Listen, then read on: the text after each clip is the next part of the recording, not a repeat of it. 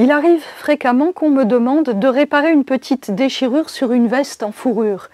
Une petite déchirure, ça n'est pas anormal, ça n'est pas irréparable. Autour des agrafes, autour des poches, sous la manche, ça peut arriver. Sur un vison, ça ne m'affole pas. Mais dès qu'on parle d'un renard, tous mes clignotants passent au rouge. Vous allez comprendre pourquoi avec cette vidéo. Regardez, ici, on a un renard allongé, il est souple, on peut retravailler quelque chose. Des personnes me disent, mon renard a 20 ou 25 ans. Alors, à 15 ans, votre renard, il est déjà très vieux.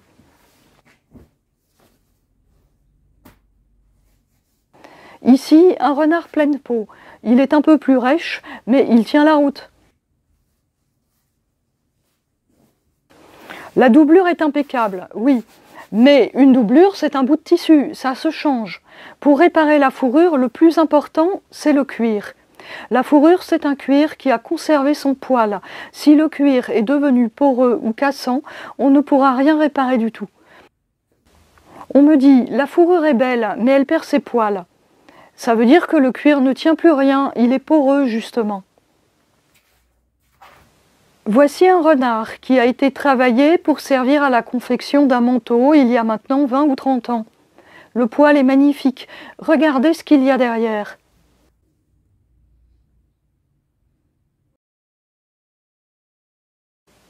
Pour cette veste, la dame me dit « Un petit morceau de fourrure se détache ».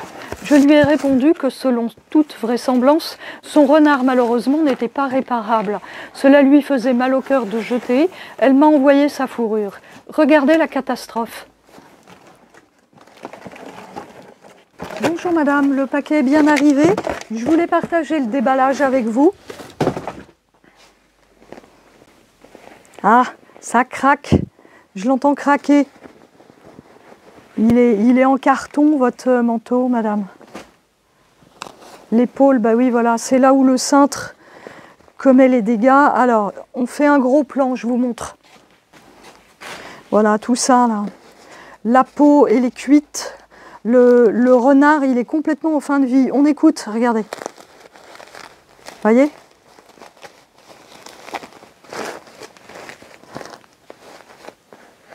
Ça s'ouvre comme une banane. Ça, personne ne peut rien faire avec ça.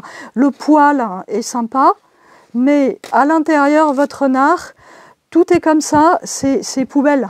Ça tient plus du tout. C'est tout le drame des renards. On peut pas travailler avec ça. Alors ça, c'est quoi? C'est un bout de manche, c'est la manche. Là, c'est monté sur cuir, donc le travail est pas mal au départ. Mais le manteau est complètement irréparable. Ça, c'est la deuxième manche. Donc, les manches sont foutues. Le col, je pensais pouvoir vous récupérer le col pour vous faire peut-être une petite chapka ou quelque chose. Mais écoutez. Vous voyez le bruit? On dirait qu'il y a du papier dedans. Et il n'y a rien dedans. C'est le manteau, en fait, qui est comme ça. Voilà, à l'intérieur. Les peaux sont sèches de chez Sèche. Donc on est un petit peu sur du galonnage cuir. Ah, il y a un billet de 500 € dans la doublure. Il y a un truc. Non, c'est un bout, vous voyez. Voilà. Et tout est comme ça. Le corps du manteau est comme ça. C'est l'exemple d'un renard qui est arrivé en fin de vie. On avait accusé le vison de transmettre le Covid.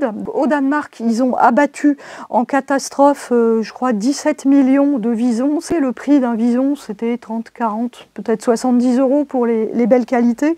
Maintenant, c'est 3 fois à 5 fois ça. La demande se reporte sur le renard. Mais le renard, ça donne ça. Au bout de assez vite en fait. Hein. Ça, c'est un renard qui a peut-être 40 ans. Alors que des visons de 80 ans, j'en retravaille. Voilà. Bah écoutez, je vous remercie d'avoir tenté de me l'envoyer. Mais malheureusement, on ne peut rien faire du tout. Voilà. Je voulais vous illustrer ce que c'est qu'un vieux renard sec. Vous savez que pour des raisons éthiques, je ne travaille pas avec du neuf, sauf le lapin. Je ne fais que de la fourrure recyclée. Mon grand favori, c'est le vison, qui reste recyclable très très longtemps.